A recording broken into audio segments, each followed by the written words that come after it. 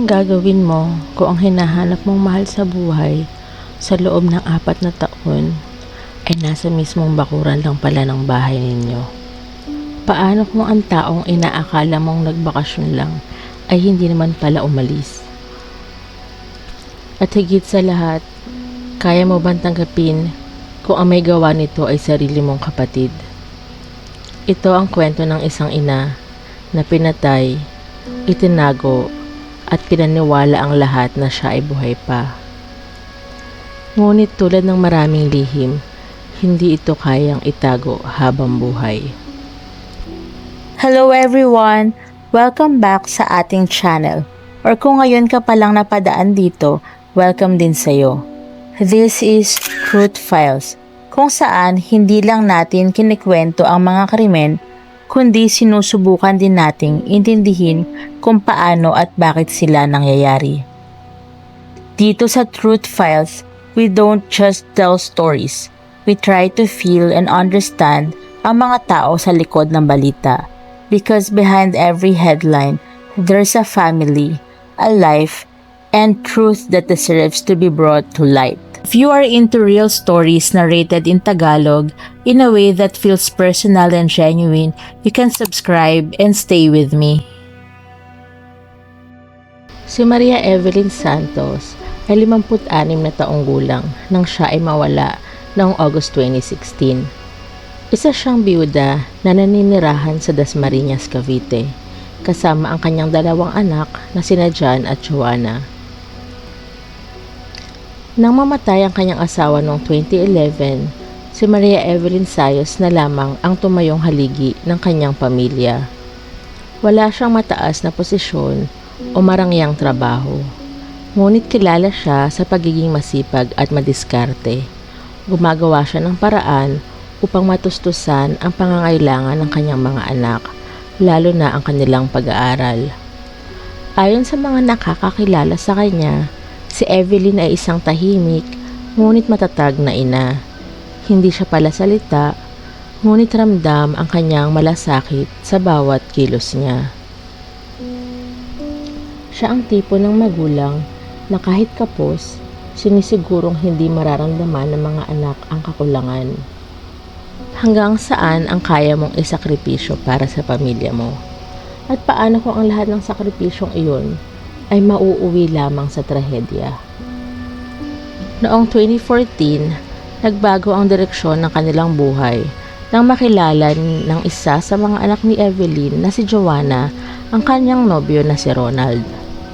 Sa edad na 16, nabuntis si Joanna.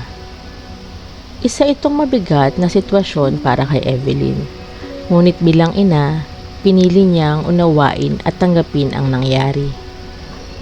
Pinatira niya si Ronald sa kanilang bahay sa Dasmariñas. Sa simula, umaasa siya na makakabuo sila ng maayos na pamilya sa kabila ng sitwasyon. Ngunit, hindi nagtagal, nagsimulang lumitaw ang mga problema. Ayon sa ilang ulat at testimonya, nagkaroon ng mga hindi pagkakaunawaan sa pera, sa responsibilidad at sa paraan ng pamumuhay. May mga pagkakataon na nagtatalo sina Evelyn at ang magkasintahan, lalo na kapag usapang disiplina at kinabukasan. Dito unti-unting nabuo ang lamat sa loob ng tahanan. Isang lamat na hindi agad napansin, ngunit patuloy na lumalim. Pagsapit ng taong 2016, ayon sa imbestigasyon ng Dasmariñas City Police at mga nakalap na salaysay, hindi na lamang simpleng alitan ang namamagitan sa kanila. May mga indikasyon na matagal nang may tensyon sa pagitan ni Evelyn at ng magkasintahan. Ayon sa extrajudicial confession ni Ronald, nagsimula silang magplano ng pagpaslang kay Evelyn ilang linggo bago ang krimen. May mga detalye rin na nagsasabing ginamit pa ang isang surprise bilang paraan upang hindi maghinala ang biktima. Isipin mo ito, kung ikaw si Evelyn at ibinigay mo ang lahat sa iyong mga anak, may iisip mo ba na may ganitong plano laban sa iyo? August 16, 2016, maagang nagising si Evelyn. Tulad ng karaniwan niyang ginagawa, Inasikaso niya ang bahay at naghanda ng pagkain. Wala siyang ideya na iyon na pala ang huling araw ng kanyang buhay. Sa loob ng bahay na iyon, kung saan siya nag-alaga, nagmahal at nagsakripisyo, doon din siya pinaslang. Ayon sa investigasyon, hinampas siya sa ulo gamit ang martilyo. Bumagsak siya sa sahig, sugatan ngunit hindi pa patay. Sa puntong iyon, sinundan pa ang pananakit hanggang sa tuluyan siyang mawalan ng buhay. Pagkatapos ng krimen, hindi sila tumawag ng tulong. Hindi sila humingi ng saklolo. Sa halip, pinili nilang itago ang kanyang katawan. Dinala siya sa septic tank sa likod ng bahay. Isinilid sa sako at tinakpan ng semento. Paulit-ulit. Upang matiyak na walang makakakita. Walang makakaalam. Kasama pa ang kanyang mga personal na gamit. ID, ATM, passport, na tila ba sinadyang gawing bahagi ng isang kwento, na siya ay umalis, na siya ay buhay pa. Nang umuwi ang kanyang anak na si John kinagabihan, agad niyang hinanap ang kanyang ina. Ngunit ang sagot sa kanya ay simple.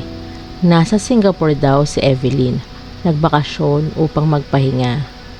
Sa una, mahirap man paniwalaan, pinili niyang magtiwala. Ngunit habang lumilipas sa mga buwan, may mga bagay na hindi na niya maipaliwanag. Walang video call, walang direktang komunikasyon, ang mga mensahe ay tila scripted. Sa kalaunan, natuklasan na si Joanna ang gumagamit ng social media account ng kanyang ina upang panatilihin ang ilusyon na ito ay buhay at nasa ibang bansa. Gaano katagal kaya magpanggap ng isang tao at hanggang kailan kaya niyang lokohin ang sariling pamilya.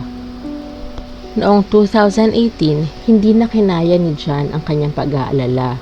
Lumapit siya sa Dasmariñas City Police upang i-report ang pagkawala ng kanyang ina. Sa panahong ito, nahirapan siyang pagsabayin ang pag-aaral at paghanap. Kalaunan, napilitan siyang tumigil sa kolehiyo at magtrabaho bilang call center agent upang masuportahan ang sarili. Habang iba ay unti-unting nawawalan ng pag-asa, si John ay patuloy na naghahanap ng sagot. Hindi siya mapakali dahil bilang anak, ramdam niyang may mali at tama nga siya. July 2020, nagdesisyon si John na ipa-renovate ang kanilang bahay gamit ang kanyang naipon. Habang binabasag ng mga construction worker ang makapal na semento sa likod ng bahay, may napansin sila. Mga personal na gamit na pamilyar, mga IDs, passport, nakapangalan sa kanyang ina. Agad silang kinabahan.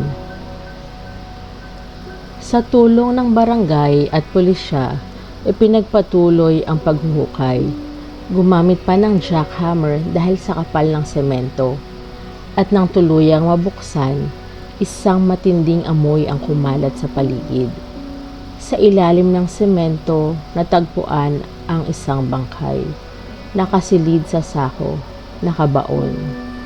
Sa pamamagitan ng soko at forensic experts, kinumpirma sa DNA testing na ito nga si Maria Evelyn Sayos. Matapos ang 4 na taon, natagpuan siya. Hindi sa ibang lugar, hindi sa ibang bansa, kundi sa mismong tahanan na pinrotektahan niya buong buhay niya.